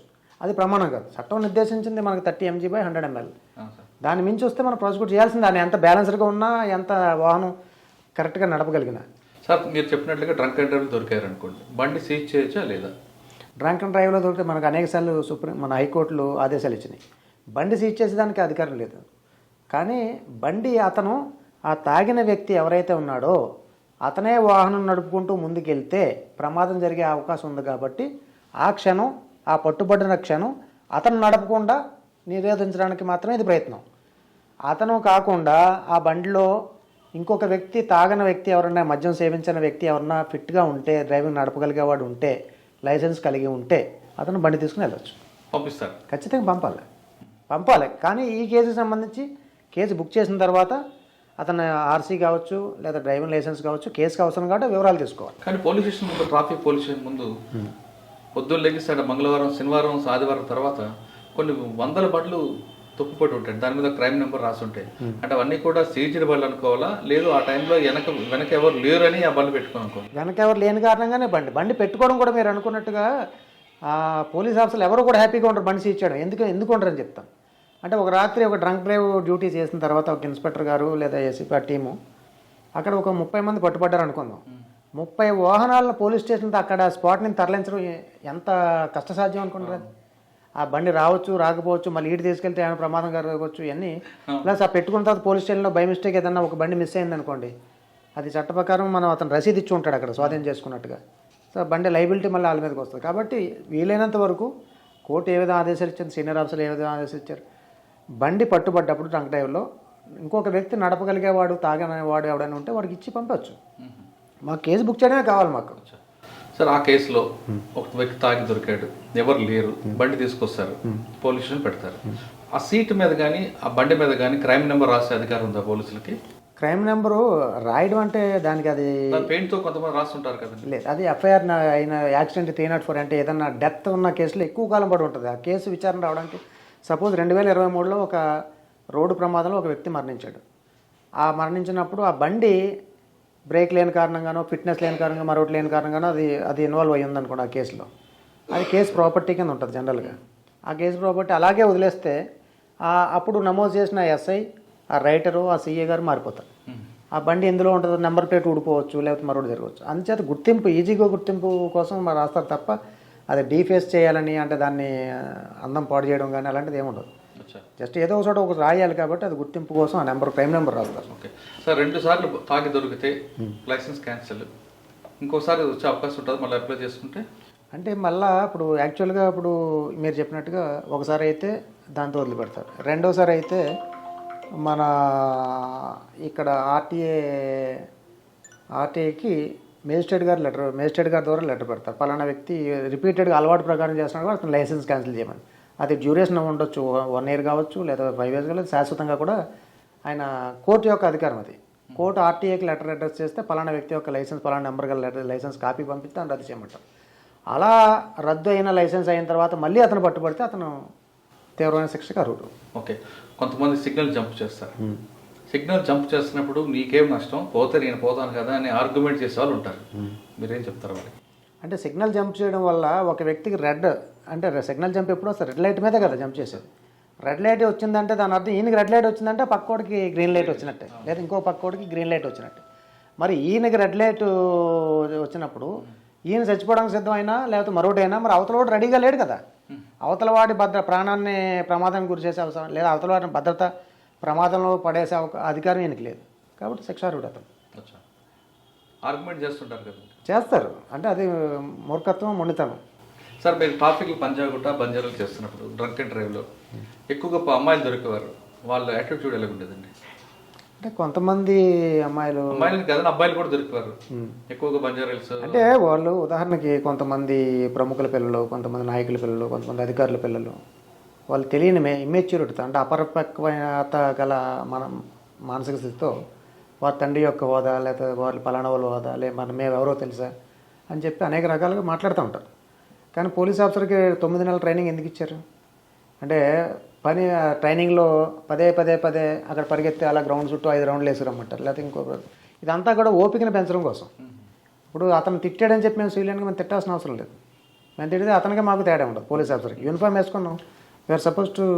కానీ ఆ ఓపిక ఎంతవరకు ఉంటుందండి? ఒక స్టేజ్ వరకు ఉంటుంది. ఓ స్టేజ్ వరకు ఉంది, కానీ మన చట్టం అధికారం ఇచ్చింది. మన 186 9 o'clock డ్రంక్ అండ్ స్టార్ట్ చేశారు, 11:30, 12 అవుతుంది, 12 దాటికి ఎలాగో చేయరు. 12కి లాస్ట్ స్టేజ్లో వచ్చి ఆర్గ్యుమెంట్ చేస్తుంటాడు, ఇరిటేషన్ వస్తుంది. మరి అప్పుడే మీరు కేసు బుక్ చేస్తున్నాం కదా. 186 ఐపీసీ అంటే ప్రభుత్వ అధికారి విధులు నిర్వర్తిస్తున్నప్పుడు అవతల వ్యక్తి అడ్డుకోవడం 186. ఒకవేళ అతను చేంజ్ చేసుకున్నాడు అనుకోండి 353 IPC assaulting A police servant, police officer on duty. Police officer డ్యూటీలో ఉన్నప్పుడు అతను మ్యాన్ హ్యాండిల్ చేస్తే అది ఉంటుంది. సరే, మీకు బాగా గుర్తున్న కేసు చెప్పండి, బాగా ఆర్గ్యుమెంట్ చేసిన కేసు. అంటే బాగా పెద్దలు కూడా చాలా మంది ఆర్గ్యుమెంట్, అంటే ఒక సీనియర్ వాళ్ళ గురించి చెప్పొద్దు, జస్ట్ వాళ్ళ యాటిట్యూడ్ ఎలా ఉంటుందని. అంటే నేను ఒక ఉదాహరణ చెప్తాను. ఒక 2018 or 19లో నేను ఏసీపీ ట్రాఫిక్ ఉన్నాను గోషామాల్. నా డ్యూటీ ఆ రోజు నైట్. ఏసీపీలు పర్యవేక్షణాధికారిగా ఉంటారు. డీడీ చేసినప్పుడు inspector Jubilee Hills check post 36 దగ్గర క్రోమా దగ్గర డ్యూటీలో ఉన్నాను. ఉన్నప్పుడు ఒక సీనియర్ ఆఫీసరు, కర్ణాటక చెందిన officer, IAS officer with family వచ్చాడు. ఆయన కారు నడుపుతూ తాగి ఉన్నాడు టెస్ట్ చేస్తే. సో ఆయన అప్పుడు తాగి ఉన్న తర్వాత అసలు ఊదడానికే ఆయన సహకరించలేదు. సరే సహకరించలేదు, కాకపోతే ఇంకా పదే గట్టిగా పట్టుకున్న తర్వాత ఆయన ఊదిన తర్వాత ఆల్కహాల్ సేవించి ఉన్నట్టుగా తెలిసింది మనకి. తెలిసిన తర్వాత ఆయన దిగమంటే బండి దిగడు, భార్య ఉంది కూడా. తర్వాత ఆయన పదే చెప్పిన తర్వాత ఇంక మరి మనం ఏం చేయాలి మార్గం? అందరూ ఉన్నారు కదా, అందరికీ ఒకటి మీకు ఒకటి కాదు కాబట్టి మీరు ఖచ్చితంగా కారు ఇవ్వాల్సి వస్తుంది. లేకపోతే ఎవరన్నా నడిపే వాళ్ళు ఉంటే మీకు వెహికల్ ఇస్తాం, కేసు బుక్ చేస్తామని చెప్పాం. ఫస్ట్ ఊదలేదు ఆయన, చాలా సేపటి వరకు ఊదలేదు. ఊదకపోతే మళ్ళీ బ్రెత్ అనలైజర్ నేను వాడతానంటే నేను ఊదనన్నాడు ఆయన. కానీ తాగినట్టే బాగా కనపడుతుంది ఆయన హావభావాలు బట్టి, కానీ మాట్లాడే విధానం బట్టి. నేను జూబ్లీ హిల్స్ ఇన్స్పెక్టర్ చెప్పి టీంని పిలిపించి ఉస్మానియా హాస్పిటల్కి పంపించాం. పంపిస్తే హాస్పిటల్లో ప్రీవియస్లో ఐఏఎస్ కాకముందు ఆయన డాక్టర్ అనమాట. ఆయన ఒక డాక్టర్గా ఉండి ఐఏఎస్ సెలెక్ట్ అయ్యాడు. అయిన తర్వాత చాలామంది అతని మిత్రులు, వాళ్ళ బ్యాచ్మేట్స్, సీనియర్ ఆఫీసర్లు చాలామంది ఫోన్ చేసి అది కాదు ఇది కాదని చెప్పారు. ఎట్టి పరిస్థితుల్లోనూ వదలమని చెప్పాం. వదలడం అంటే వదిలితే నా ఇంటిగ్రిటీ కూడా దెబ్బతింటాయి. ఎందుకంటే చుట్టుపక్కల అందరూ గమనించే వాళ్ళు మీడియా వాళ్ళు ఉన్నారు, తర్వాత ఇతర అందరూ ఉన్నారు, మా ఉద్యోగులు అందరూ ముందు వదలడం అనేది అసాధ్యం అది ఒకసారి దొరికిన తర్వాత. సరే వాళ్ళు ఉస్మానియా హాస్పిటల్ పంపించిన తర్వాత ఆ గేట్ ప్యాటర్న్ ఉంటుంది, నడుస్తుంటే ఎలా నడుస్తున్నాడు అని చెప్పి గేట్ ప్యాటర్న్ రాస్తాడు doctor. First APS to have consumed alcohol అని రాసి తర్వాత మళ్ళీ డాక్టర్ అని చెప్పగానే మళ్ళీ కొట్టేసాడు. అది కొట్టేసిన తర్వాత రాత్రి ఇక మీరు సిపి గారిని చెప్పండి, వారిని పిలవండి, ఏం పిలవండి అంటాడు. ఎవరిని పిలవరు సార్, నేను ఏసీపీ లెవెల్లో నేను నిర్ణయం తీసుకోవాలి. అర్ధరాత్రి 12:30 1 గంటకి సీనియర్ ఆఫీసర్ లేపడం కరెక్ట్గా అది ఈ ఇష్యూ గురించి, పైగా మీరు తప్పు చేస్తున్నారని చెప్తే ఆయన ఒప్పుకోలేదు. సరే మర్నాడు గాంధీ హాస్పిటల్ పంపిస్తే గాంధీలో అలా రాసి పంపించాడు. కానీ తర్వాత మన ఆఫీసర్ ఎవరైతే ఉన్నారో ఇలా ఇష్యూ అంతా మరి సీనియర్ ఆఫీసర్తో ఇష్యూ అయింది కాబట్టి చెప్పడం జరిగింది. చెప్తే ఆయన చాలా మెచ్చుకున్నారు మన కమిషనర్ గారు మహేందర్ రెడ్డి గారు. సో ఏమైందండి ఐఏఎస్కి కోర్టుకు పంపించారు, తర్వాత వెళ్ళాడు, అన్నీ చేసుకున్నారు, చెప్పా. తర్వాత పొద్దున్న రాజీకి వచ్చాడు మళ్ళీ. సో ఇక ఇష్యూ పెద్దది అని 150 పైన వచ్చింది ఆయనకి. సార్ 30 వరకు ఎగ్జామ్షన్ అంటున్నారు కదా, 30 వరకు ఉండాలని ఏం తాగాలండి? బీరు తాగాల ఒక వ్యక్తి చాలా అంటే అది తాగిన సమయం, తర్వాత తాగిన తర్వాత ఎంతసేపటికి బయటకు వచ్చి ఆయన వాహనం నడిపే అవన్నీ కౌంట్ అవుతాయి. కొంతమంది శారీరక మెటబాలిజం వేరే రకంగా ఉండొచ్చు, బట్ ఎంత అనేది కొంతమందికి తాగకపోయినా వాళ్ళ బాడీలో మీరు అన్నట్లుగా కొన్ని ప్రాబ్లమ్స్ వచ్చి మౌత్ నుంచి వాష్ వస్తుంది, కంపు కొడుతుంది, అది కూడా కౌంట్ అవుతుందా? లేదు, అది చిన్నదే, ఒకవేళ వచ్చినా అది 5, 10 ఆ రేంజ్లో తప్ప తాగితేనే వస్తుంది. అది మరి కొంతమంది చెప్తారు మీ పొద్దున్న తాగం రాత్రి వరకు రాదు అని అంటారు. అది కరెక్ట్ కదా. నేను నా అనుభవంలో నేను 6 సంవత్సరాలు సుమారు చేస్తున్నాను. నేను ట్రాఫిక్లో వేరు హోదాల్లో ఇన్స్పెక్టర్గా, తర్వాత ఏసీపీగా. సో నాకు ఎక్కడ అట్లాంటి కేసు తగలేదు. అది అంతా అబద్ధం. అది మధ్యాహ్నం అయినా ఎక్కువ తాగి ఉండాలి, సాయంత్రం వచ్చి ఉండాలి, లేదా సాయంత్రం 3-4 గంటలు కూడా కొంతమంది కూర్చొని ఫ్రెండ్స్తో కలిసి తాగి ఉండాలి. వాళ్ళు ఏదో తాత్కాలికంగా తప్పించుకోవడం కోసం, బంధుమిత్రుల్లో అవమానానికి గురి కాకుండా ఉండడం కోసం అట్లా చెప్తారు. సార్ పంజగుట్లో కాదు కానీ సిటీలు మొత్తం కూడా, లేదా రాష్ట్రం మీద చెప్పిన 150,000 మంది ఈ సంవత్సరానికి రోడ్డు ప్రమాదాలు చనిపోతారు. అటువంటి ప్రమాదాలు జరగకుండా ఉండాలంటే ప్రజలు ఎలాంటి అవగాహన కావాలి? అంటే రోడ్డు ప్రమాదాల నిర్వహణ అరికట్టాలంటే ప్రధానంగా అంటే ఓన్లీ పోలీసు ఎప్పుడు ఏదో ఫైను జరిమానా వేస్తున్నారు, తర్వాత పాత చలానాలు కట్టిస్తున్నారంటే పోలీసు కట్టించే జరిమానాల సంవత్సరానికి ఏ రకంగా చూసుకుని ఒక 100 కోట్లు అనుకోండి, ఉదాహరణకి 100-200 కోట్లు అనుకోండి రాష్ట్రం మొత్తం కాదు. దీంతో రాష్ట్ర ప్రభుత్వం బడ్జెట్ ఆధారపడి ఉందా ఏంటి? ఏ మూలకి వస్తుంది అసలు? మా దగ్గర ఒక పోలీస్ స్టేషన్లో 100 మంది సిబ్బంది ఉంటే 100 మంది సుమారు 100 లక్షల కోటి రూపాయలు నెలకి జీతం ఒక పోలీస్ స్టేషన్ మీద పోతుంది. సో ఏ విధంగానూ ఈ బడ్జెట్ ఈ ఫైన్ల ద్వారా వచ్చిన అమౌంట్ రాష్ట్ర ప్రభుత్వం నడిపేస్తుంది అనుకోవడం కరెక్ట్ కాదు. భ్రమ అసలు. లక్షల కోట్ల బడ్జెట్లో 100 కోట్లు ఏ మూలకి అసలు? దీన్ని ప్రభుత్వం ఆదాయ వనరుగా ఎప్పుడు చూడదు. మా ఆఫీసర్లు ఎప్పుడు కూడా టార్గెట్లు విధించలేదు. ఏ ఆఫీసర్ కూడా, పోలీస్ ఆఫీసర్ కానీ ఎవరు కూడా ఇంత అమౌంట్ ఈరోజు ఇన్ని కేసులు పెట్టాలని ఎక్కడ టార్గెట్ విధించలేదు. కేవలం ఇది ఏంటంటే ఒక కైండ్ ఆఫ్ డిటరెన్స్. అంటే ఫైన్ వేస్తారనే భయంతోటైనా కొంతమంది ఆ తప్పు చేయకుండా ఉంటారని తప్ప ట్రాఫిక్ చలనాలు ఆదాయ మార్గంగా చూసే పద్ధతి ఎక్కడా లేదు, ఎప్పుడు చేయరు. సో ట్రాఫిక్లో 3 ఉంటాయండి: ఎన్ఫోర్స్మెంట్, ఎడ్యుకేషన్, ఇంజనీరింగ్. ఈ 3 కాకుండా ఇంకో ఏ ఉంది? ఈ 4 ఏది మీకు ఇష్టం? అంటే ఎడ్యుకేట్ చేయడానికి నేను ఎక్కువ ప్రాధాన్యత ఇస్తాను. ఎందుకంటే మనం బల ప్రయోగంతో ఎన్ని చేయాలి అంటే ఈ ఎన్ఫోర్స్మెంట్ మీరు అన్నట్టు విమర్శలు వస్తూ ఉంటాయి. నేను వందల స్కూళ్ళు వెళ్ళాను. పిల్లలతో ఇంటరాక్ట్ అవ్వడం చాలా ఇష్టం నాకు. ఎందుకంటే వాళ్ళు ఆ ఏజ్లో చెప్పింది ఎవరన్నా పోలీస్ ఆఫీసర్ వస్తే గుర్తుంటుంది. అది అంటే రాంగ్ సైడ్ వెళ్ళకూడదు, మీ తల్లిదండ్రులు ఒకవేళ తాగితే మీరు మోటార్ సైకిల్ నడపొద్దని చెప్పాలి, ఫస్ట్ మీ తల్లిదండ్రులు మిమ్మల్ని స్కూల్ దింపాలంటే మీరు హెల్మెట్ పెట్టుకో డాడీ అని చెప్పాలి, లేదా మమ్మీ అని చెప్పాలి. ఇలా చెప్పడం వల్ల వాళ్ళకి ఏమవుతుంది, మెల్లగా దాని మీద అవగాహన వస్తుంది. యాక్చువల్గా ఇది ఒక పాఠ్యాంశంగా ఉంటే పిల్లలకి బాగుంటుంది చాలా వరకు. తర్వాత పిల్లలు స్కూల్ ఎడ్యుకేషన్ అంటే మొక్క వంగనది మోనే వంగుతుంది అంటారు చూడండి. అందుకే చిన్నప్పుడే చెప్తే చాలా వరకు. ఉదాహరణకు కొన్ని దేశాల్లో పిల్లల్ని కర్బ్ డ్రిల్ అంటారు, KERB కర్బ్ డ్రిల్. అంటే ఫుట్పాత్ యొక్క అంచు ఉంటుంది కదా, ఫుట్పాత్ అంచు మీద నిలబెడతారు. సో రోడ్ క్రాస్ చేయాలంటే ఎలాగనేది నేర్పిస్తారు. ఎలాగా సపోజ్ రైట్ ఇలా తిరిగితే see right again see right. పిల్లలు అంతా కోరస్గా పాడుతూ ఉంటారు, see right, see left, again see right, then cross the road. ఎందుకు ఇన్నిసార్లు అన్నారు see right, see left, see and again see towards right? అంటే ఈ పక్క 2 పక్కలా చూసి ఎవరో రావట్లేదు నిర్ధారించుకున్న తర్వాతనే రోడ్డు దాటమని చెప్పి. రోడ్ క్రాసింగ్ అదొక, అది కూడా ఎక్కడ పడితే కాదు, జీబ్రా లైన్ ఉండాలి దగ్గరే, అక్కడే పెడెస్ట్రియన్ క్రాసింగ్ ఎక్కడ ఉంటే ఉంది. అక్కడ చాలామందికి ఉదాహరణకి కొన్ని మార్కింగ్స్ ఉంటాయి, రోడ్ మార్కింగ్స్. రోడ్డు మీద కంటిన్యూస్ లైన్ ఉంటుంది ఒక లేన్స్లో. కంటిన్యూస్ లైన్ ఉందంటే సపోజ్ 2 లేన్ రోడ్ అంటే హైదరాబాద్తో విజయవాడ పోతున్నారు, మీకు 2 లేన్ల రోడ్డు ఉందనుకోండి, మధ్యలో కంటిన్యూస్ లైన్ ఉందంటే దాని అర్థం ఏంటి? ప్రతి రోడ్డు అది ఒక గోడగా భావించాలి, మధ్యలో కంటిన్యూస్ లైన్ని క్రాస్ చేయొద్దు, అవసరం అయితే తప్ప, గత్యంతరం లేకపోతే తప్ప. అదే బ్రోకెన్ లైన్ ఉంటుంది, డాష్ కింద ఉంటుంది చూడండి, అది నీ లేన్లో నువ్వు పోవాలి. ఎప్పుడైతే ఏదైనా ఆటంకం ఎదురైందో అప్పుడు మాత్రమే క్రాస్ చేసి మళ్ళీ అగైన్ మీ లేన్లోకి వచ్చేయాలి. డబుల్ లైన్ ఉంటాయి కొన్ని, డబుల్ లైన్ ఉంటుంది కొన్ని చోట్ల. డబుల్ ఎలా ఉంటుంది? ఒకటి బ్రోకెన్ లైన్ ఉండి దాని పక్కన 2 అంగుళాల పక్కన కంటిన్యూస్ లైన్ వేస్తారు. ఏ పక్కన కంటిన్యూస్ లైన్ ఉందో వాడు ఆ పక్కన వచ్చే వాహనం వాడు క్రాస్ చేయకూడదు. ఏ పక్కన బ్రోకెన్ లైన్ ఉందో వాడు క్రాస్ చేసి మళ్ళీ ఇటు రావచ్చు. ఎందుకు ఇస్తారంటే ఆ బ్రోకెన్ లైన్ ఈ పక్కన, ఇటు పక్కన ఒక విలేజ్ రోడ్ వచ్చి జాయిన్ అవుతుంది. సడన్గా వాడు వచ్చి రోడ్డు మీద పడితే మరి ఇట్లా క్రాస్ చేయకపోతే కష్టం కాబట్టి వాడికి ఇస్తారు అట్లా.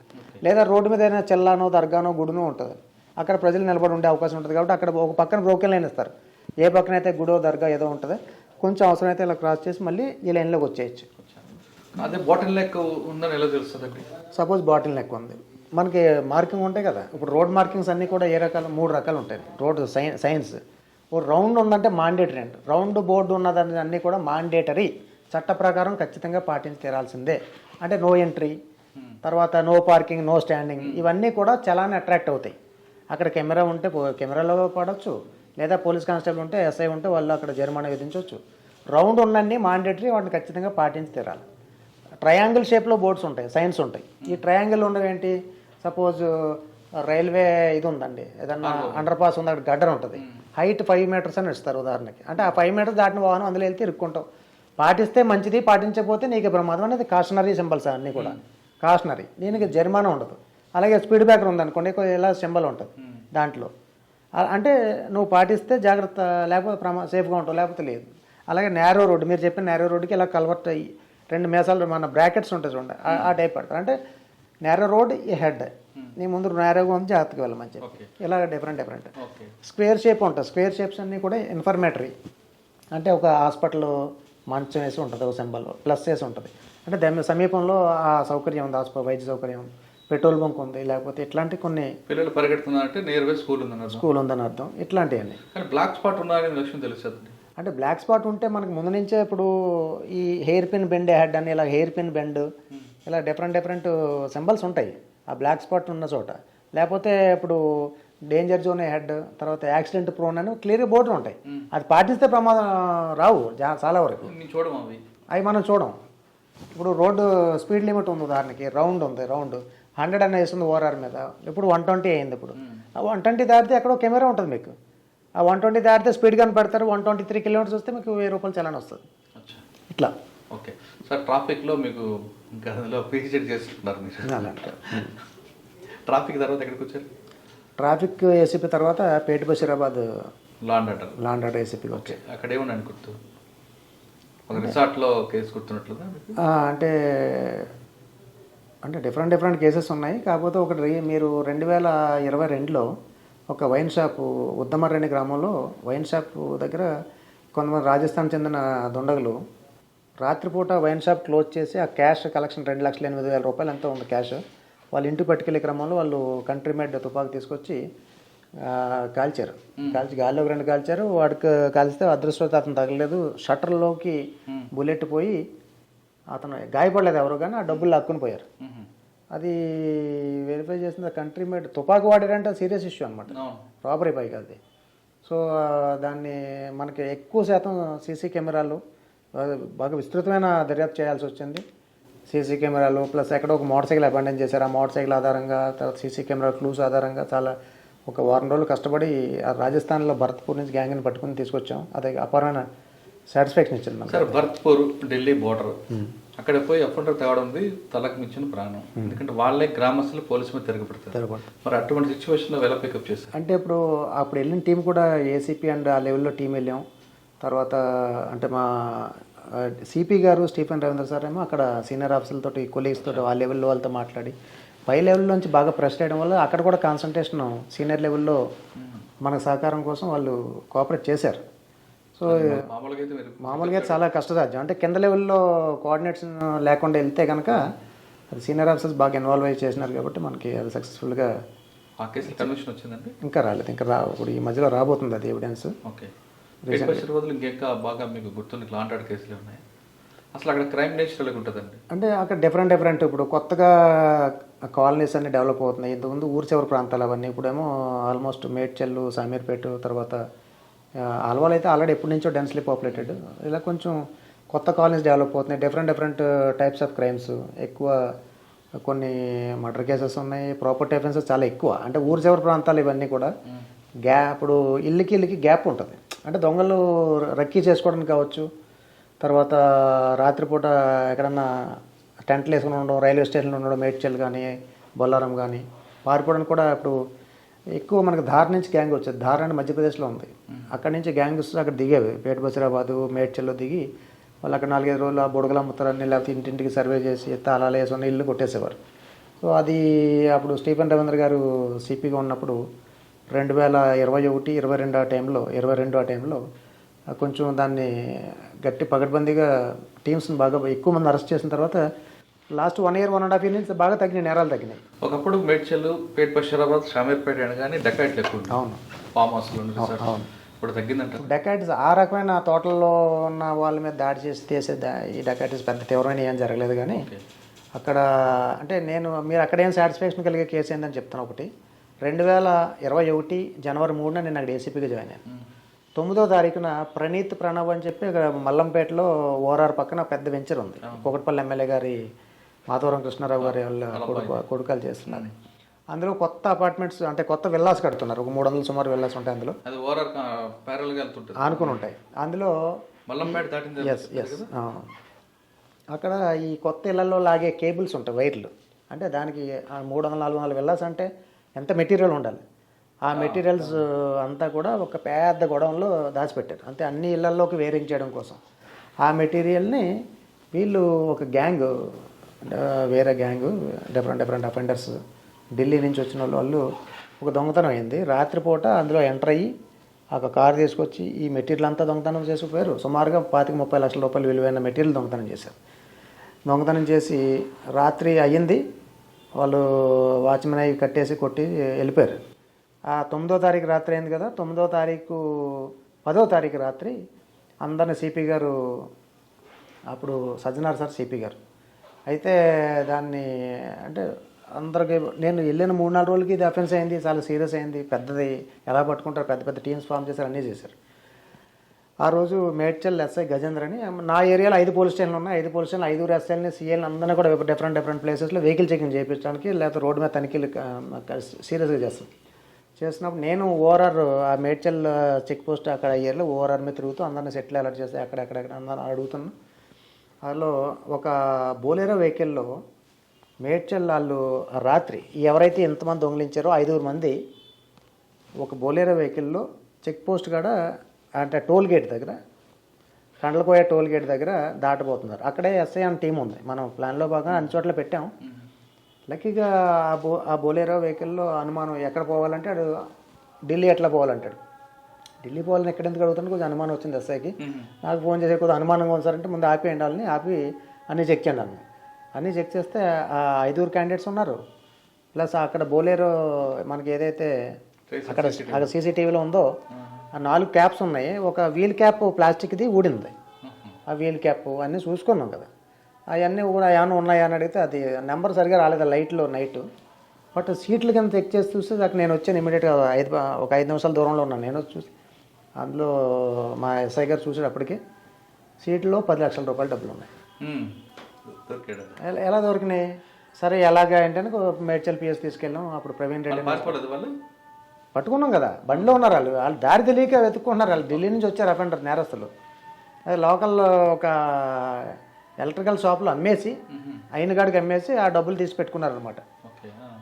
సరే తీసుకెళ్ళి ఇంట్రాగేట్ చేస్తే 9వ తారీఖున అఫెన్స్ అయింది, 10వ తారీఖు రాత్రి పట్టుకున్నాం. 11వ తారీఖున అక్కడ సిపి గారు నార్సింగ్ దగ్గర ఎస్ఓటీ టీంలో పెట్టి ఇంట్రాగేట్ చేశారు, అన్నీ చేశారు. అంటే ఒక దొంగతనం చేసిన, మేజర్ దొంగతనం చేసిన రెడ్ హ్యాండెడ్ దొరకడం అనమాట. అది రెడ్ హ్యాండెడ్ దొరికి ఇమీడియట్ డిటెక్ట్ అయిపోయింది. డిటెక్ట్ అయిన తర్వాత రిసీవర్ని, తర్వాత ఎవరెవరు ఇలాంటి సిమిలర్ అఫెన్సెస్ ఎక్కడ చేశారు అన్నీ కూడా తీగంతా మొత్తం లాగారు. సో అదే కొంచెం అపారమైన సాటిస్ఫాక్షన్ కలిగింది. అంటే నిన్న జరిగింది, ఈరోజు పట్టుకున్నారు. గ్రేట్నెస్ ఎస్ఐ గజేందర్ అని ర్యాంకర్ ఎస్ఐ. బట్ బాగా అనుమానించాడు. అంటే క్యాజువల్గా చెక్ చేయకుండా ప్రతి వెహికల్ చెక్ చేయడం, అందులో అనుమానం ఉన్నారని చెప్పి సీసీటీవీ ఫుటేజ్లో ఏ విధమైన డిఫెక్ట్స్ కానీ అవి కానీ నెంబర్ ఉంటాయో బోలేరో బండి అంతా టాలీ అయింది సైంటిఫిక్గా. మీరు వచ్చే వరకు వాళ్ళని ఆపాడు. నేను ఓఆర్ఆర్ మీదే ఉన్నాను. ఓఆర్ఆర్ జస్ట్ అలా తిరిగి కిందకి రావడం వరకే అలర్ట్ చేస్తున్నాం. వాళ్ళని బావులకు చేద్దాం అనుకోలేదు. లేదు టోల్ గేట్ దగ్గర ఎప్పుడు సిబ్బంది ఉంటారు కదా, అక్కడే పట్టుకున్నారు. మన వాళ్ళంతా ఒక ఎస్ఐతో పాటు 4-5 ఉన్నారు. ఓకే. అంటే ఎస్ఐ కొంచెం అంటే నిర్లక్ష్యంగా నిర్లిప్తతో కాకుండా శ్రద్ధగా పనిచేసాడు. సో వాళ్ళు దొరికింది. అది క్యాజువల్గా ఊరికి పైపైన చూసుంటే వెళ్ళిపోయినారు. ఓకే సార్, మీరు చెప్తున్న పేట్ బషీర్ ఆల్వాల్, షామీర్పేట్, తర్వాత మేడ్చల్ ఆ ప్రాంతాలు, దొడ్డిగల్ ఆ ప్రాంతాలు రిసార్ట్స్ ఎక్కువ ఉంటాయి. రిసార్ట్లో రేవ్ పార్టీలు ఎక్కువ జరుగుతుంటాయి. అంటే రేవ్ పార్టీస్ దాని మీద చాలా ఎక్కువ దృష్టి పెట్టాం. కానీ షామీర్పేటలో బాగా జరిగింది కదండి. షామీర్పేటలో ఇప్పుడు అలంకృత రిసార్ట్స్ ఉన్నది మంచిదే, అది కొంచెం క్వాలిటీ ఉన్నది. శని నరసింహ ఉన్నది, ఆరోగ్య బౌలు కాకుండా ఇంకా చాలా ఉన్నాయి కదా.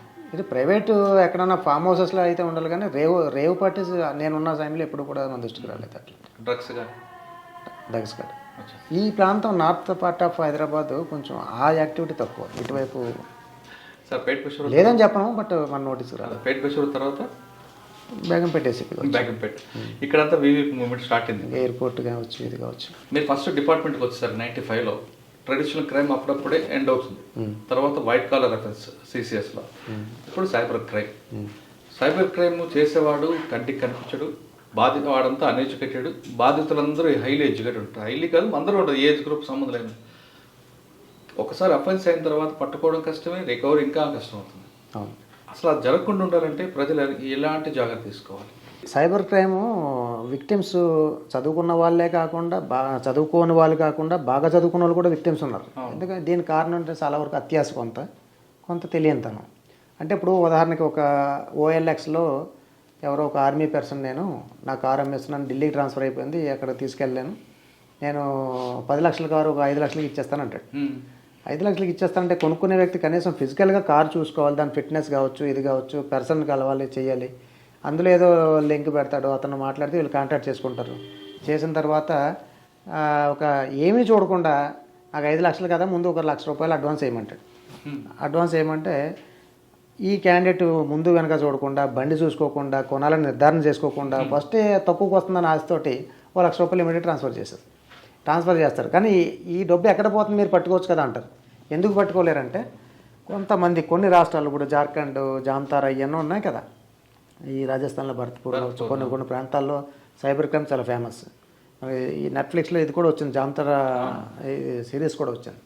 వీళ్ళు ఏం చేస్తారంటే కొంతమంది సైబర్ మోసగాళ్ళు, కొంతమంది గ్రామీణ ప్రాంతాల్లో రైతులు, కూలీలు అలాంటి వాళ్ళు పెద్ద విజ్ఞానం లేని వాళ్ళని వాళ్ళ బ్యాంక్ అకౌంట్ ఓపెన్ చేపిస్తారు.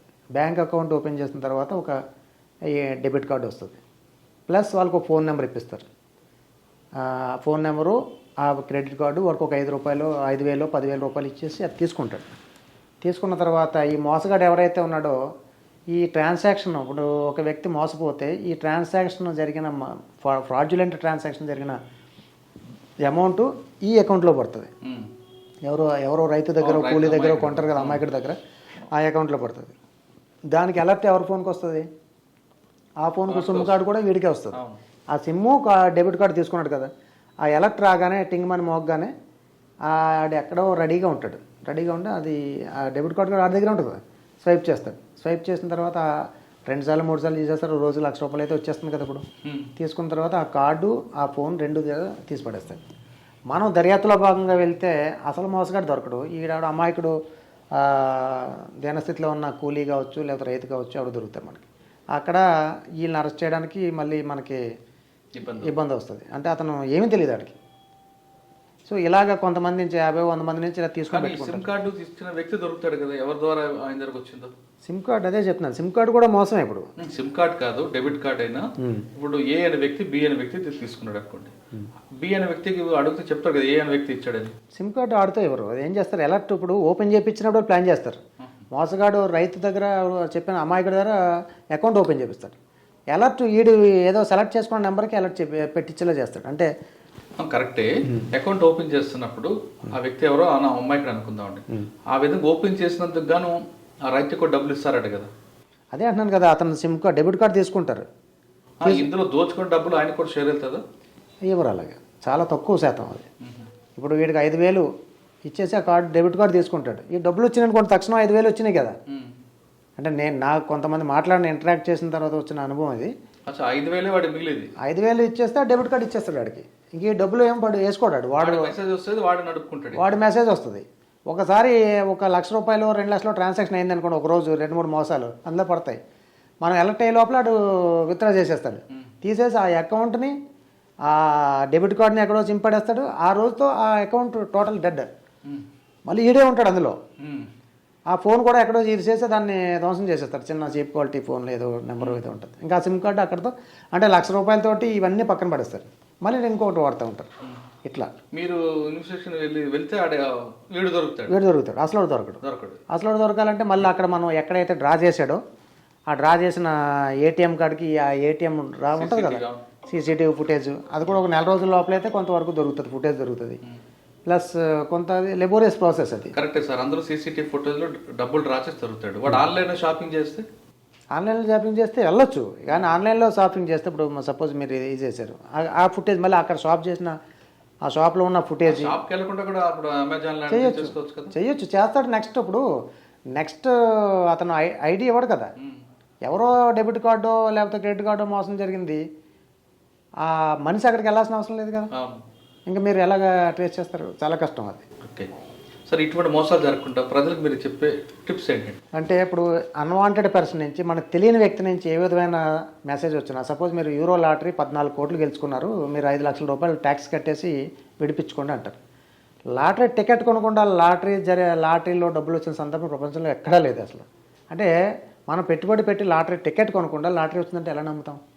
ప్రజలు అది ఆలోచించుకోవాలి ఫస్ట్. తర్వాత ఇంకోటి ఏంటంటే, ఎవరో అడ్రస్ లేని వ్యక్తి మనకు 5 లక్షలు కట్టమంటున్నాడంటే ఎవరికి కడుతున్నాం, ఎందుకు కట్టాలి, అసలు ఏ ట్యాక్స్లు, ఇన్కమ్, కస్టమ్స్ క్లియరెన్స్ ఏంటి, ఇదేంటి అదేంటి చూడాలి. ఇంకోటి OLX మోసాలు అంటారు. OLX అన్నీ మోసం కాదు. OLXలో జెన్యూన్. ఇప్పుడు మనం నా ఫోన్ అమ్మేస్తాను, నేను OLXలో నేను యాడ్ పెట్టుకుంటాను. ఆ ఇంట్రెస్ట్ ఉన్న వ్యక్తిని నన్ను ఇక్కడ బేగంపేటలో ఉన్నాను పలానా చోట రమ్మని కలిసి చూసి మాట్లాడుకుని జెన్యూన్ అయితే ట్రాన్సాక్షన్ చేసుకోవడం తప్పులేదు. కానీ అసలు మనం ఏమీ చూడకుండా ఆడెవడో మీకు ఒక ఇది ఇవ్వండి, లేకపోతే క్యూఆర్ కోడ్ ఇస్తాం, అదే స్కాన్ చేయండి అంటారు. సో మన డేటా, మన ఫోన్లో ఉన్న సమస్త సమాచారం అందిపోతుంది. తర్వాత ఇంకోటి ఓటీపీ చెప్పమంటారు. ఓటీపీ ఎందుకు? ఓటీపీ మన అకౌంట్లో డబ్బులు పడాలంటే ఓటీపీ అవసరం లేదు ఎవరికి కూడా. ఓటీపీ మన అకౌంట్లో డబ్బులు బయటకు పంపాలంటే ఓటీపీ అవసరం, అంతే కదా.